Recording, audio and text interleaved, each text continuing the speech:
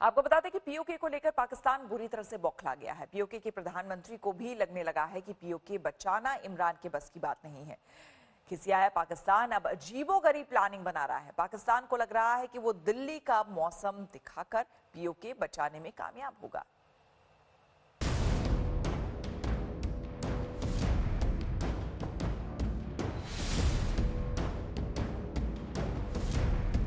इंशाल्लाह उसको हम दिल्ली का हाल इंशाल्लाह ताला दिल्ली का हाल दिखाएंगे उसको। पीओके खोने के डर से बौखलाया पाकिस्तान।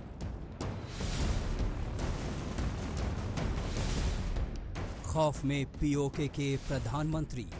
ये बयानात से बात नहीं होगी। फौज को अपनी फौज को हुक्म दे, फौज आपके हुक्म के मुंतज़िर है। ये इमरान से लगाई पीओके बचाने की गुहार।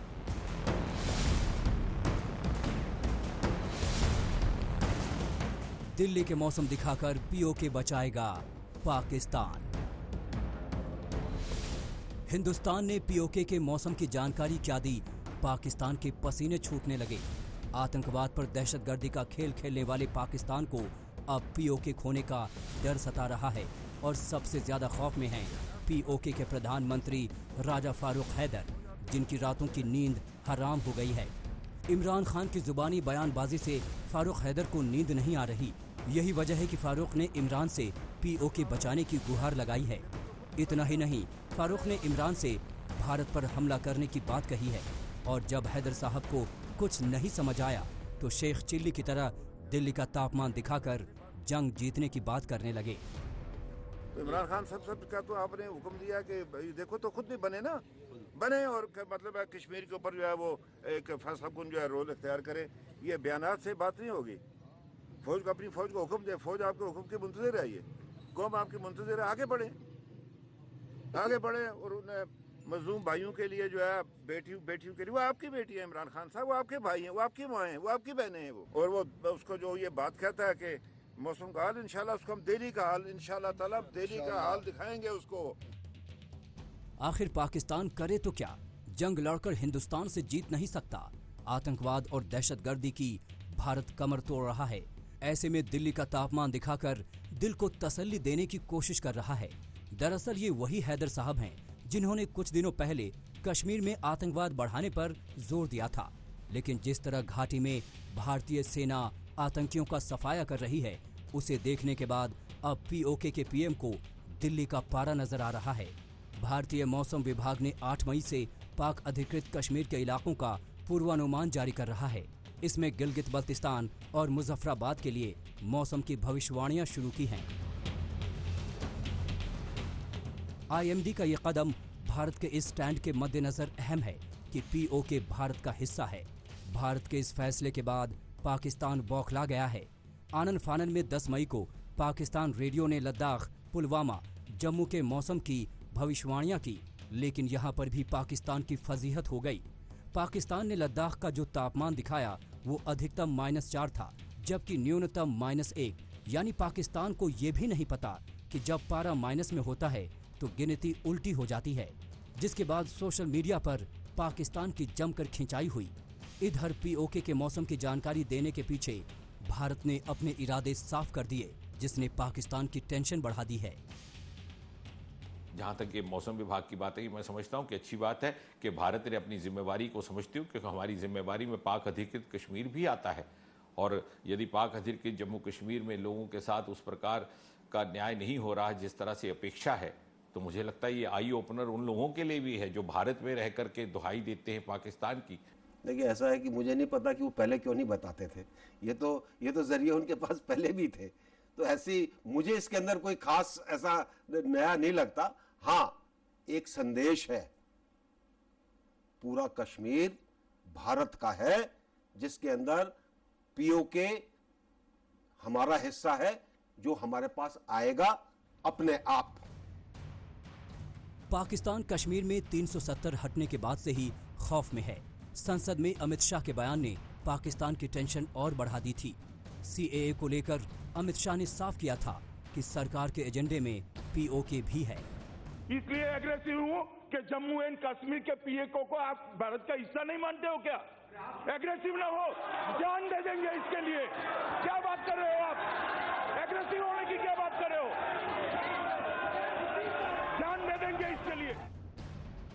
पीओके पर भारत के लगातार बयानों ने पाकिस्तान के प्रधानमंत्री इमरान की हालत खराब कर रखी है। इमरान लगातार पीओके का दौरा कर रहे हैं। वहीं अब पाकिस्तान में विपक्ष को भी महसूस होने लगा है कि पीओके बचाना अब इमरान के बस की बात नहीं है। वो 20 साला नौजवान, उसने अपने आप को एक बम मार के उड़ाया एक फौजी काफिले पे, और तो जब उसने हमला किया तो हमारे ऊपर जिम्मेदार हमें ठहराया नरेंद्र मोदी ने, और हिंदुस्तान के जेट आए और पाकिस्तान में बालाकोट में उन्होंने बमबारी की। अब हमारा मीशत तबाह करने, अपने सियासी मुखालफिन को दीवार से लगाते हुए कि ये नजर नहीं आया कि मोदी ने क्या मकबूजा कश्मीर छीन लिया है। पहले हमारा कश्मीर पे पॉलिसी क्या होता था? पहले पाकिस्तान का पॉलिसी होता था कि अब श्रीनगर कैसे लेंगे। अब खान की बाद, इमरान की नाकामी के बाद, इस सिलेक्टेड की वजह से, इनकी नाकामी की वजह से, इनकी ग्रीड की वजह से पाकिस्तान का क्या पोजीशन है कि हम मुजफ्फराबाद को कैसे बचाएंगे। बहरहाल पाकिस्तान को अब पीओके हाथ से बाहर जाता दिख रहा है। सबसे बड़ी टेंशन पीओके के प्रधानमंत्री राजा फारूक हैदर को है, जिन्हें अपनी सियासत खत्म होने का डर सता रहा है। आज तक ब्यूरो। रुक करेंगे अगली खबर का। एक ओर सरकार मजदूरों के लिए राहत का ऐलान कर रही है, तो वहीं दूसरी ओर कई शहरों में प्रवासी मजदूरों का दर्द और गुस्सा हंगामे की शक्ल में सामने आ रहा है। मुंबई से कच्छ और भटिंडा से सहारनपुर में घर वापसी के लिए तैयार मजदूरों के लिए व्यवस्था न होने पर उन्होंने जमकर बवाल किया।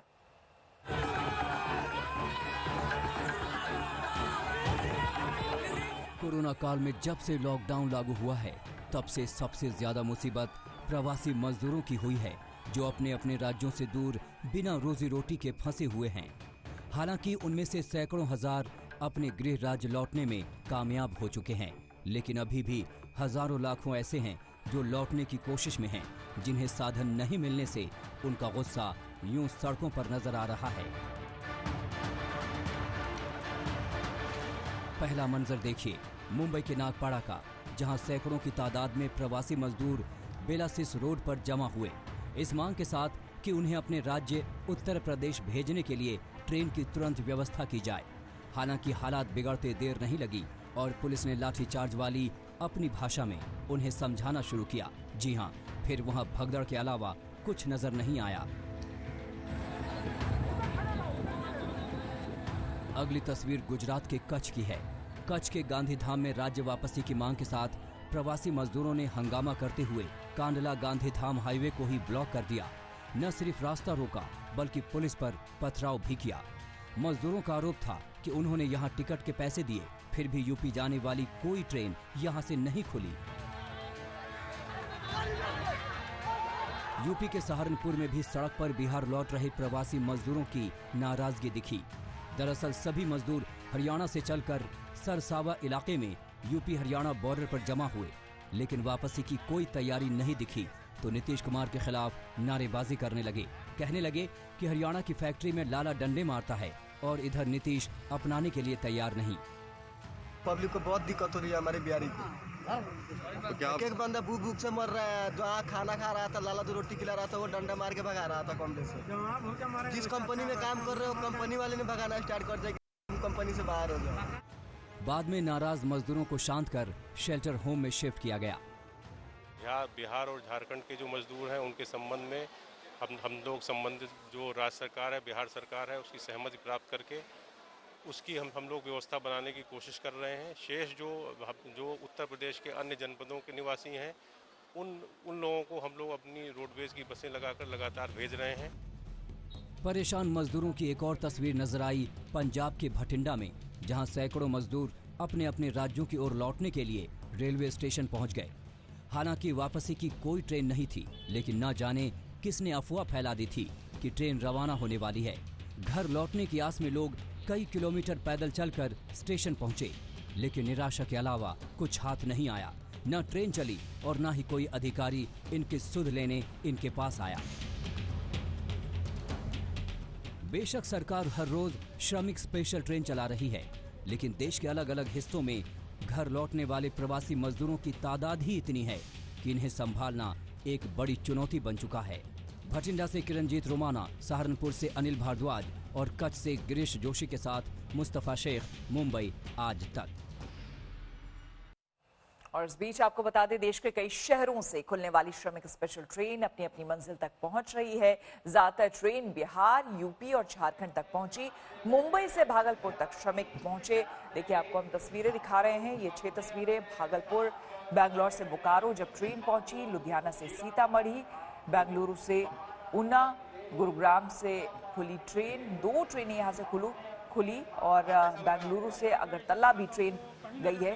तो ऐसा नहीं है कि ट्रेनें नहीं खुल रही हैं। सरकार की तरफ से लगातार कोशिश की जा रही है कि श्रमिकों को उनके घर तक पहुंचाया जाए, मजदूरों को उनके घर तक पहुंचाया जाए, लेकिन हजारों की संख्या में, लाखों की संख्या में मजदूर हैं। इस वजह से ये पर्याप्त नहीं हो पा रहा है। हालांकि स्पेशल ट्रेन चलाई जा रही है, श्रमिक एक्सप्रेस, जिसकी वजह से कई मजदूरों को अपने घर तक पहुंचने में कामयाबी भी मिली। और प्रवासी मजदूरों के साथ साथ दूसरे लोगों की आवाजाही के लिए 15 एसी स्पेशल ट्रेनों का भी चलाया जा रहा है।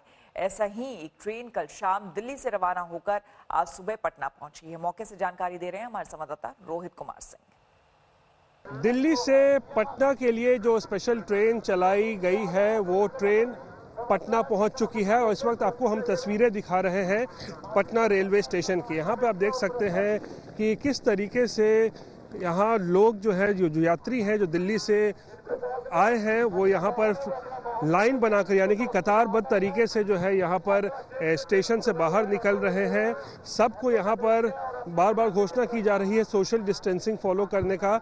और आप देखिए किस तरीके से ये लॉकडाउन के दौरान ये जो लोग हैं ये दिल्ली में फंसे हुए थे, लेकिन 2 दिन पहले से जब से रेलवे ने 15 जोड़ी स्पेशल ट्रेन चलाने का ऐलान किया है, उसके बाद से आप देखिए ये पहली ट्रेन है जो दिल्ली से पटना आज यहाँ पहुँची है। और ये सब लोग जो है यहाँ आप देखिए कतारबद्ध तरीके से यहाँ पर निकल रहे हैं। कुछ लोगों से यहाँ बात करने की कोशिश करते हैं कि कैसे वो लोग मतलब यहाँ पहुँचे हैं। आप लोग क्या नाम है आपका? आबिद हुसैन। आप लोग क्या दिल्ली में फंसे हुए थे इतने दिनों से? जी, स्टूडेंट जी, इसी ट्रेन से तत्काल टिकट निकाला, उसके बाद फिर आया हूँ जी। कितनी मुश्किल हुई वहाँ पर दिल्ली में फंसे हुए थे, अपने फ्लाइट पे थे तो उतनी मुश्किल नहीं हुई, लेकिन मौका जैसे मिला बिहार सरकार ने जैसे ही बताया उसके बाद टिकट। बहुत मतलब आप लोग चाह भी रहे थे जी। आप लोग भी क्या दिल्ली में फंसी हुई थी? जी नहीं, हम लोग बनारस में थे। जी हाँ। तो क्या ठीक से आए आप लोग? क्या दिक्कत? बहुत अच्छे से, कोई दिक्कत नहीं हुई। हाँ, बहुत अच्छे से आए। देश में खुशियों की ट्रेन तो दौड़ने लगी है, लेकिन ये ट्रेन मंजिल पर पहुंचकर नई समस्या को जन्म दे रही है। दूर दूर से लोग अपने शहर आ रहे हैं, लेकिन स्टेशन से घर जाने का रास्ता नहीं मिल रहा।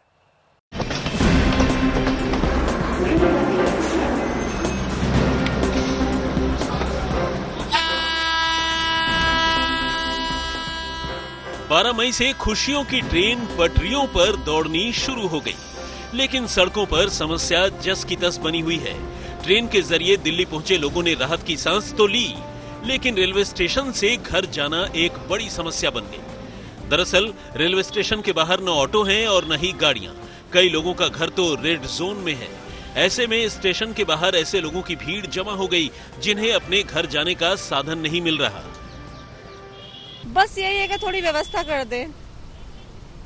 जब आपने इतना किया है, रेलवे वगैरह इसका किया है, तो थोड़ा यहाँ भी देखना चाहिए कि अब यहाँ से मतलब कैसे जाएंगे ये लोग। अगर आपने ये व्यवस्था करी है तो ऐसा नहीं है कि जो दिल्ली के हैं दिल्ली के ही लोग आएंगे, जो उसके आसपास के क्षेत्र के भी लोग हैं वो भी तो पहुंचना चाहेंगे, तो उसके लिए भी व्यवस्था करें। ये नहीं कि पर्सनल गाड़ियां बोल दी, एटलीस्ट कुछ टैक्सी जिनको नंबर दें जिससे कि कुछ वेट करें जो उनको पहुंचा सकें, क्योंकि एक टैक्सी अवेलेबल नहीं यहाँ से हम टैक्सी करके जा सकें।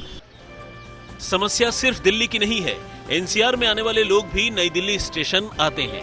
ऐसे में हरियाणा और यूपी की गाड़ियों का दिल्ली के लिए परमिट मिलना भी एक चुनौती है, जिसने स्टेशन पर खड़े लोगों की टेंशन बढ़ा रखी है। क्या दिक्कत है? आप यहाँ पे 2 घंटे से खड़े हैं, दिक्कत क्या? तो क्या करेंगे, गाड़ी नहीं है ना, यहाँ पे कोई जाने के लिए सुविधा नहीं है, नहीं ओला उबर कुछ बुक नहीं हो रहा है। फिर घर फोन किए हैं तो बाइक लेकर के जब तक पहुँचे तब जाएंगे ना। यात्रीगण कृपया ध्यान दें। समस्या सिर्फ दिल्ली में अपने घर जाने की नहीं, बल्कि कई यात्री ऐसे हैं जिन्होंने अभी आधा सफर ही तय किया है, जिनके लिए ये ट्रेन खुशियों की सिर्फ आधी किश्त लेकर आई है।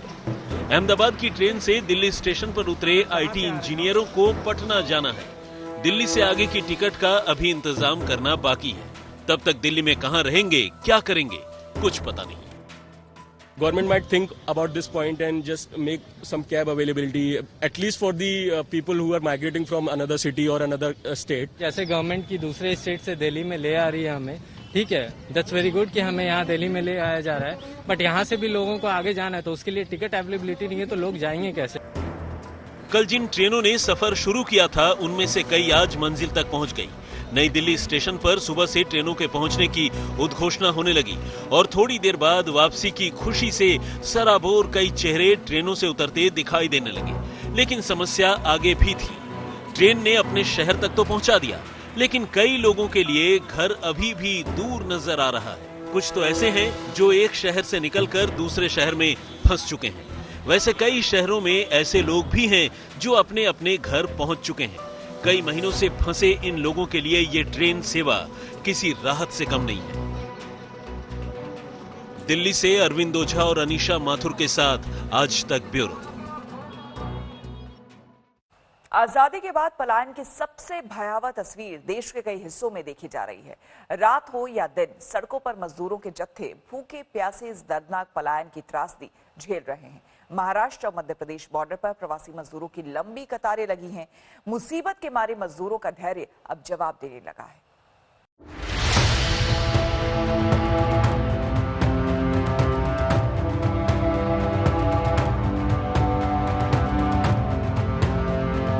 प्रवासी मजदूरों के पलायन की ये दर्दनाक तस्वीरें महाराष्ट्र की हैं। लॉकडाउन के बाद जब खाने के लाले पड़ गए और भूखे पेट सोने की नौबत आ गई तो मजदूर अपने अपने घरों को चल पड़े। लाखों मजदूर इन दिनों सड़क पर बस यूं ही बेबस लाचार चले जा रहे हैं। सिर पे गठरी और साथ में छोटे छोटे मासूम बच्चे जिन्हें देखकर कलेजा मुंह को आ जाए। कहीं ट्रक पर जानवरों की तरह ठूस दिए गए मजदूर हैं तो कहीं सड़क पर राहत की तलाश में बेबस झांकती आंखें।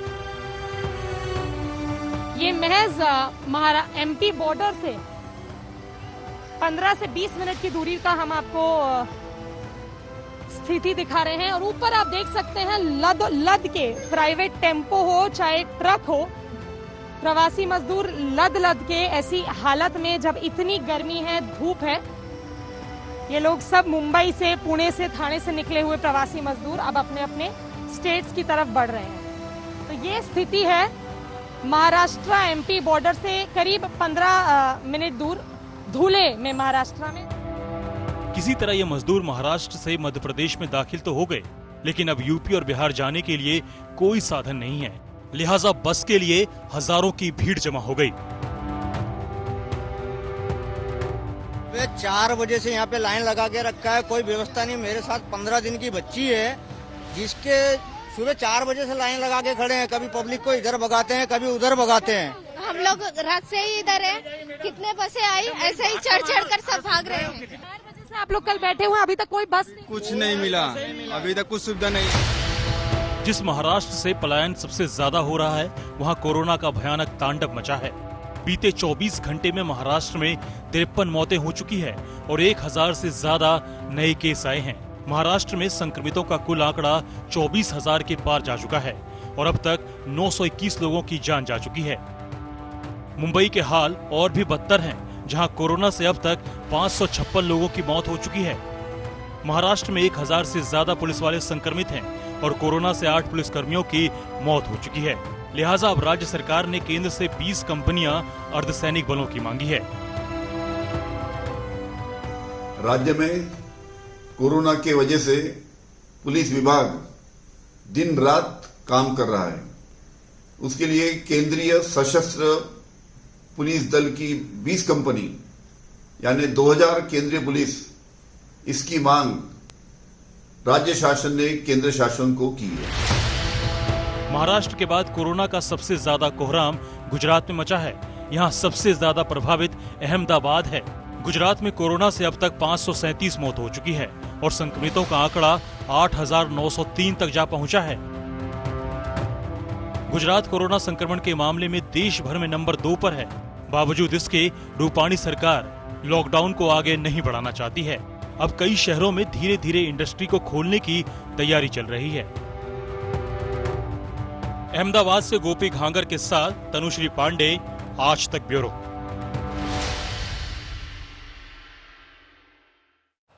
प्रवासी मजदूरों की सबसे बड़ी वापसी बिहार में हुई है। लाखों मजदूरों को 21 दिन के लिए क्वारंटीन किया जा रहा है ताकि जानलेवा कोरोना संक्रमण को फैलने से रोका जा सके।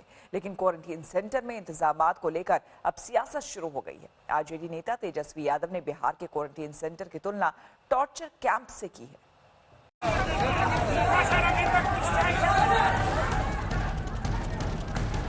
क्वारंटीन सेंटर में हंगामे और तोड़फोड़ की ये तस्वीरें बिहार के बाढ़ की हैं। यहाँ खाना पानी की दिक्कत से नाराज श्रमिकों ने क्वारंटीन सेंटर में जमकर बवाल काटा और कुर्सियां तोड़ दी। श्रमिकों ने क्वारंटीन सेंटर में बवाल का वीडियो भी बनाकर वायरल कर दिया। ऐसा ही हंगामा मोतिहारी, बेतिया और मुंगेर के क्वारंटीन सेंटर में भी हुआ। बेतिया में तो प्रवासी मजदूर क्वारंटीन सेंटर से निकलकर थाने तक जा पहुंचे। ज्यादातर क्वारंटीन सेंटर में प्रवासी श्रमिक खाने पीने और साफ सफाई की शिकायतें कर रहे हैं। आरजेडी नेता तेजस्वी यादव ने बिहार के क्वारंटीन सेंटर की तुलना टॉर्चर कैंप से की। पलटवार करते हुए सत्ताधारी जेडीयू ने आरजेडी पर संकट काल में भी सियासत का आरोप लगाया है। बिहार में क्वारंटाइन सेंटर की जो बदहाल स्थिति है, ये आए दिन उजागर हो रही है। कुव्यवस्था कहीं न फैले, इसकी जिम्मेदारी वहाँ के लोकल एडमिनिस्ट्रेशन और प्रशासन की बनती है। अगर किसी की गलती के कारण हुआ है तो उसे छोड़ा नहीं जाएगा। खाने पीने की तमाम सुविधाओं की व्यवस्था सरकार की जिम्मेदारी है और इसमें जो भी अधिकारी गलती करते पाए जाएंगे वो नप जाएंगे। अब बिहार की सबसे बड़ी चुनौती प्रवासी श्रमिकों को संभालने की है। अगर जरा सी भी चूक हुई तो बिहार में कोरोना को काबू कर पाना मुश्किल होगा। पटना से रोहित सिंह के साथ आज तक ब्यूरो।